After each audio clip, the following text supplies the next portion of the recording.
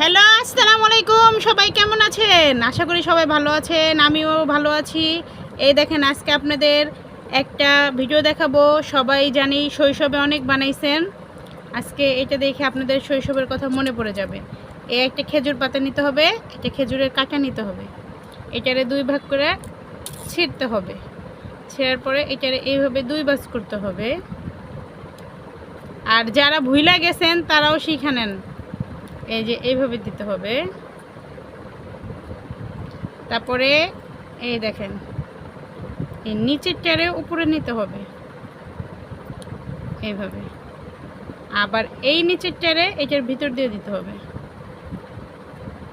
এটা আমরা ছোটোবেলা অনেকেই খেজুরের পাতা দিয়ে চরকি বানাইছি। তো আজকে আমি একটু বাহিরে গেলাম, খেজুরের পাতা দিয়েই খা।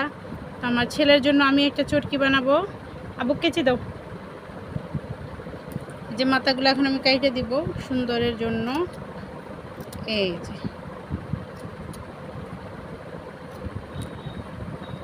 এইখান থেকে এই যে কাঁটাটা ঢুকাই দেব। এই যে আমাদের চরকি হয়ে গেল। এই দেখেন, কমেন্টে জানাবেন কে কে এরকম বানাইতে পারেন। আর যে যে বানাইতে না পারেন, আজকে আমার ভিডিও দেখে শিখবেন। ছোট ছোট বাচ্চাদের বানাই দেবেন, ছোট ছোট বাচ্চারা খুবই খুশি হয়ে যাবে। Tata, bye bye.